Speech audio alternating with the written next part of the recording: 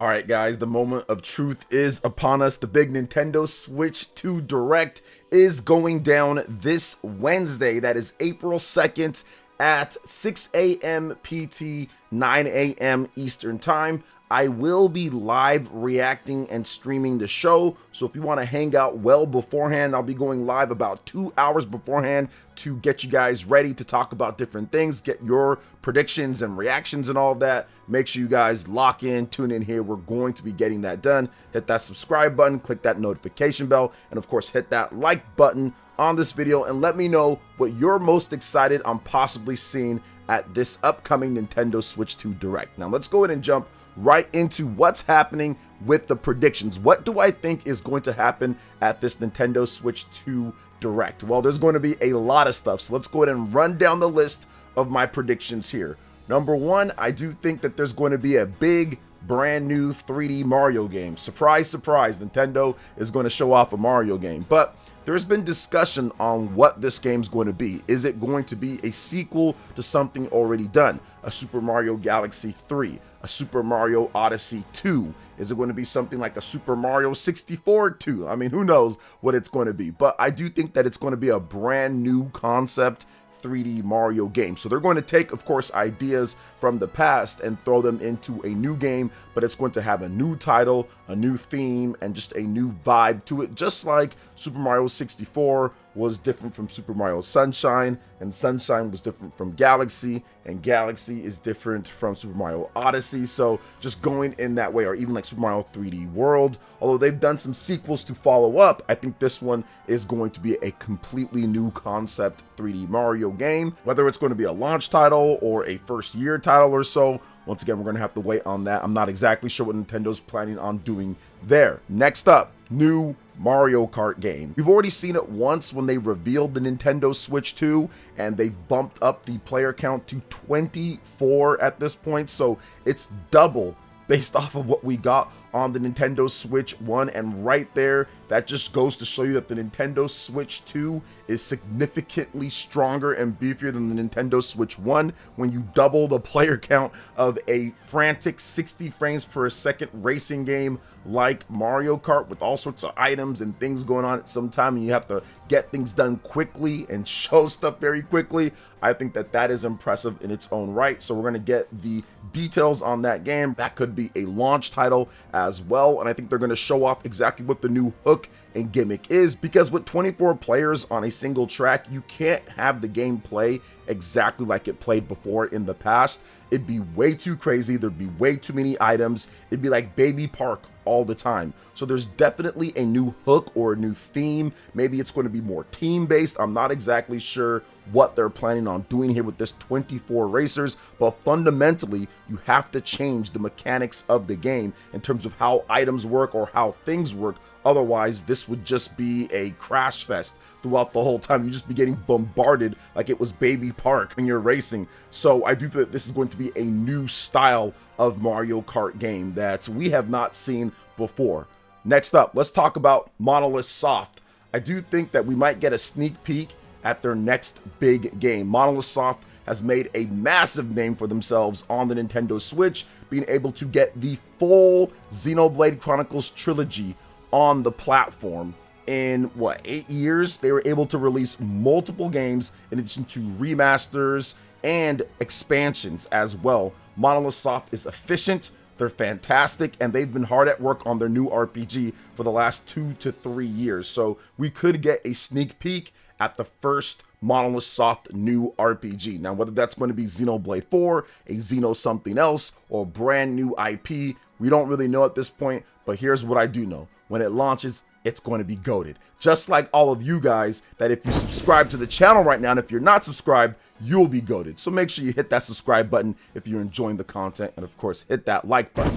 Now, let's continue on with the predictions here, and that is Splatoon 4. Nintendo, Splatoon has been a big thing over the last decade since it was first released on the Nintendo Wii U back in 2015. It's already been a decade, and I do think that off the big success of Splatoon 2 and Splatoon 3, they've been cooking up some new ideas, because it's been 3 years, believe it or not, since Splatoon 3. So it's already been 3 years since Splatoon 3. So I think that this is the type of game that you're never really going to balloon the development up to maybe like 5 or 6 years. This is a 3 to 4 year interval type of game. So I do see them doing a Splatoon 4 with a bunch of new features and kind of taking a bit more of a step that Splatoon 3, in terms of the gap between Splatoon 2 and Splatoon 3. I think this one's going to be a bit of a bigger step. Maybe they add in a few more players per team, so maybe they make it 6-on-6, increase the arena size, add in some new game modes, and kind of take things a little bit even crazier when it comes to the single player experience. So I think that Splatoon's a core title for Nintendo at this point. It's become one of the big titles that they do have that's developed, and of course in that very important multiplayer live service type of space, Splatoon 4 is a beacon of hope for me, at least when it comes down to it, because a lot of multiplayer games are just going always online and not having single player experiences and kind of doing things when it comes to the microtransactions that I'm not a fan of. But Splatoon never lets me down in that sense, so I do love what's going on there with that. So we'll see what happens with Splatoon 4, and I think that's something that we're going to talk about in just a bit with the controller features. The Joy-Cons with the mouse feature, I'm calling it MouseCon at this point. I think that could be big for Splatoon as well, people using that to play in a different type of way. So next up, we're going to talk about some new AA-ish type of games from Nintendo, new IPs. So we got stuff like 1-2 Switch and ARMS with the Nintendo Switch. I think that they're going to have a couple games similar to that. Not the biggest type of title, but something interesting and fun to play from a team that has worked on a previous type of game. So for example, the ARMS team, that is the same as the Mario Kart team, so I think they're going to do the same thing with another inner Nintendo team for them to create something interesting and fun to take advantage of the Nintendo Switch 2, in addition to like a new style or type of party game as well that also takes advantage of the Nintendo Switch 2 Joy-Cons or features in some type of way. So I would expect something like that when it comes down to it. Now, let's get into the big guns here, a couple of them at least. We got more big guns, there's already been a lot, but The Legend of Zelda, what's going on with this? I think it might still be a little bit too early for the next big Legend of Zelda game, so I'm gonna go with remake, remaster. People have been looking like, where the heck is The Legend of Zelda Wind Waker HD, The Legend of Zelda Twilight Princess HD? Where are these games at? I do think that they could show up maybe in a different type of way, but the remake or remaster that I'm thinking of is maybe some of the older games, like the Oracle games, potentially even Ocarina of Time, Majora's Mask, something like that, bringing that and kind of remaking it and putting it out on the Nintendo Switch, or even the Minish Cap, for example, something like that. I think that could be a very interesting prospect when it comes to like a remake and really taking advantage of more of the modern graphics and techniques and stuff. That could be really cool. If Ocarina was done, I don't think it's going to be, but if it is, I'm predicting maybe. I'm going to go 50-50. There you go. Maybe Ocarina overall, but you never know, right? Nintendo, they haven't really remade Ocarina in any type of significant way outside of that really nice remaster. They did get a really nice remaster on the Nintendo 3DS, but outside of that, they didn't do anything in HD. And they've had multiple cracks at it now with the Nintendo Wii U and the Nintendo Switch, and nothing so far. So we'll see if something comes about with that. But let's move on to the next thing here. Fire Emblem 4 Remake. I know I'm looking like a fraud on this one because I've been saying, hey, this is a Nintendo Switch announcement. But at this point, they've got to do something with this game. Apparently, it's still real. So something has to happen. So maybe they finally show off Fire Emblem 4 Remake at this event, and I know that Fire Emblem for them is a really important franchise. There was multiple Fire Emblem games on the Nintendo Switch between spin-offs in addition to mainline titles, so I would expect there to be Fire Emblem 4 Remake or some type of Fire Emblem game announcement at the show. Fire Emblem Three Houses was a massive success, selling 5 million units or so. So the fact that that game did that well, then if you combine Engage, you combine what happened with Fire Emblem Warriors, Fire Emblem Warriors Three Hopes, combined, there was nearly 10 million units in Fire Emblem game sales on the Nintendo Switch. So that's definitely a good thing. So I can see them doing some type of Fire Emblem presence at the show. Next up, we gotta mention Kirby in some type of way, shape, or form. We've gotten the rumors about Kirby Planet Robobot from Nate the Hate, and maybe that still does happen, but I want to see what's going on with the next major Kirby game. HAL has been recruiting and hiring a bunch of new people off of the massive success of Kirby and the Forgotten Land that has sold nearly 9 million units plus at this point. So I definitely think that we are going to get a brand new big 3D Kirby game. I'm just not 100% sure if it's going to be shown at this event, but I don't think it would be a bad thing if they did. They usually don't show off Kirby games this early when it comes down to it, but that could change considering how Kirby and the Forgotten Land did on the Nintendo Switch. So maybe we see some Kirby action with Kirby Planet Robobot in addition to a sneak peek at the brand new big 3D Kirby game. Next up, let's get into some of the third-party announcements, guys. I think that the third party is going to be big for the Nintendo Switch 2. Much bigger presence than what we saw with the Nintendo Switch 1 and third-party titles. So Dragon Quest 12, that is a game that nobody's seen. We have no idea what's going on with it. Square Enix says it's still in development, it's still happening, there's still something there, but we don't know anything. And I think this is the perfect opportunity, especially there's dynamics to this, guys, especially with what's going on in Japan. The fact that the Nintendo Switch has dominated from start to finish when it comes to the Japanese scene, even still at this point, 8 years plus old, still at this point, top of the sales chart, still dominating software. Dragon Quest is a Japanese first focused type of game where it's essentially a holiday when the games come out. I absolutely think that this is the perfect opportunity, and I think that Nintendo and Square Enix knows, and they've used this before when it comes to a new system to hype up a new Dragon Quest game. I think this is the place that we finally see Dragon Quest 12 and why they've been so quiet on the game. They're working on it. They've got stuff to show, but I think that it's probably going to be at this event. Maybe it's at a Nintendo Direct some other time. Maybe Square Enix does their own presentation, but I think that just like they've done before in the past, Dragon Quest 11 was announced this type of way with the Nintendo Switch, the NX at the time.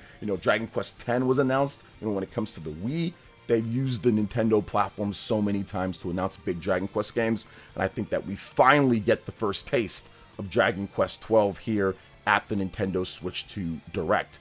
All right, next up, I think that Square Enix is going to have stuff like Final Fantasy and other big games that skipped out on the Switch when it comes to like Final Fantasy VII Remake and all of that, but I'm not sure if it's going to be at this event. I do think that there's going to be a brand new HD 2D game though. Could it be Chrono Trigger? Maybe. Square Enix says, look, the 30th anniversary at this point, we've got stuff planned. There was nothing at that recent Nintendo Direct. Maybe finally Nintendo fans who have been with Chrono for the past 30 years, the original game on the Super Nintendo, back in the mid-90s that redefined what people thought was even possible when it comes to storytelling with an RPG and systems and mechanics and characters. I think that finally we get this. It comes back. Maybe it's here, maybe it's not, but it's a prediction nonetheless. Maybe it's copium or hopium, more like it. All right, other big third-party title games. Let's talk about that. I think that there's going to be a sizzle reel or potentially even Nintendo bringing out some of the developers. When it comes to Microsoft, I think that there might be there. Maybe we see something when it comes to Halo or some other type of title, Forza, or something that's been talked about before. Phil Spencer, obviously he wants to put games out on the Nintendo Switch 2 like he stated. But Cyberpunk 2077, I think that has a chance. We saw The Witcher 3 come to the Nintendo Switch, and yeah, it's a little bit of a rough port, but at the same time, I mean, it works. People played it. It actually sold millions of copies on the Nintendo Switch 1. So Cyberpunk could be another game that they decide to do, CD Projekt Red decides to do. Tekken 8 is another title that's been kind of like already leaked per se, per like the SKU system or whatever in France. Like Tekken 8 seems to be coming, and that would be great as well. Tekken's a fantastic franchise. It sold multiple millions of copies. So Tekken, I do also think Street Fighter could be another one. Capcom is going to be in the mix there. Resident Evil, I think, has a chance to show up in like a sizzle reel as well, because they really wanted the Resident Evil games like Resident Evil 2 and Resident Evil 3 Remake and all that. They wanted those on the Nintendo Switch 1, but it was hard to get those running at an acceptable frame rates and graphics overall. So they did cloud versions of them and some stuff like that. So I think we'd actually see native ports for the Nintendo Switch 2. Red Dead Redemption 2, another game that was kind of leaked. And also Take-Two has stated that, yeah, we're going to support the Nintendo Switch 2 as well. So this could definitely be a candidate when it comes to Take-Two support on the Nintendo Switch 2. We'll see about GTA 6. I'm not so sure if that's going to be right there day and date with the other platforms, but I do think that GTA 6 also has a chance. I don't think it's going to be here, though, at this event. Mass Effect Trilogy from EA. That's something that I think that a lot of fans would love to have, a true blue portable version of all of those Mass Effect games. File size is going to be something that they have to figure out overall, because it's a pretty large game, because there's all the DLCs, plus the enhanced resolution, textures, and all of that, in addition to just like, it's a massive game, the audio quality, all that type of stuff. So yeah, I don't know how they're gonna do it, but yeah, Mass Effect Trilogy, maybe that happens. Split Fiction, that's another game with EA's publishing partner, and Hazelight, what they've done there, that game is looking like a Game of the Year candidate. And also Josef Fares, the head of Hazelight, he's pretty much like almost himself leaked it a couple times now that it's coming. So I do see other big AAA games, also AA, high-end AA type of games coming over. Sizzle Reel, I think that there's going to be more third-party titles that missed out on the Nintendo Switch 1 coming to the Nintendo Switch 2. All right, let's get into the next thing here. We got to talk about Nintendo Switch 1 enhanced games. Games that have already been announced for the Nintendo Switch 1 are already out on the Nintendo Switch 1. We know that with Nintendo's virtual card or digital card system thing for sharing, they essentially put on their website Nintendo Switch 2 edition games. So games that are essentially Nintendo Switch 1 games, but can be played in a certain version when it comes to Nintendo Switch 2. That essentially confirms, kinda, when it comes down to there will be enhancements and upgrades. You also combine that with the Xenoblade Chronicles X 60 frames per second hidden type of thing that's in the code, where it's there, it's just kind of hidden. I think that that shows that there's something that unlocks or patches or downloads that Nintendo's planning. So I do feel that there will be a whole line of Nintendo Switch 1 enhanced games for the Nintendo Switch 2 and Nintendo Switch 2 edition type of games. So these titles would consist of Metroid Prime 4, The Legend of Zelda Breath of the Wild, The Legend of Zelda Tears of the Kingdom,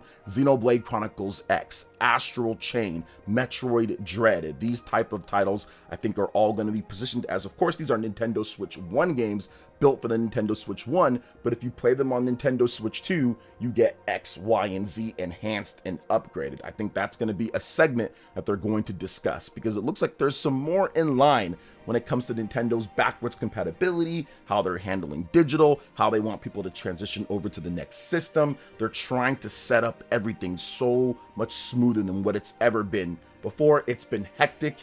It's been a little bit rough. It's been a little bit weird overall, especially in the HD era, going from like Wii to Wii U or going from Wii U to Switch, where it's just a complete break overall.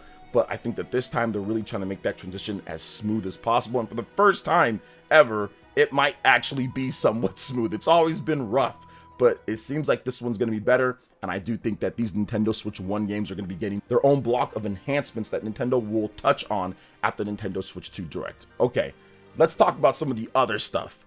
Improved OS with customization and better eShop. Now, I'm not saying that the OS is going to be significantly better to the point where people think it's on the level of Steam or PlayStation or Xbox, but I do think that it's going to be improved and better over the Nintendo Switch 1 because of the big increase in RAM and system resources. So you can do that and also have a fast system. The more features and things you add to the OS dash or home, the longer it takes to load and other things. The Nintendo Switch 1 didn't have too much RAM to mess with when it comes to the OS, but now with the increase to probably 10 to 12 gigabytes, you're going to have far more to play around with. So I do see more OS customization and features with the Nintendo Switch 2. I do think that the eShop will be faster as well because of that. So I think that they will debut a bit better eShop, bit faster, in addition to improved OS and customization over the Nintendo Switch 1. Next up is the Joy-Con features, as I'm calling it, the Mouse-Con as well.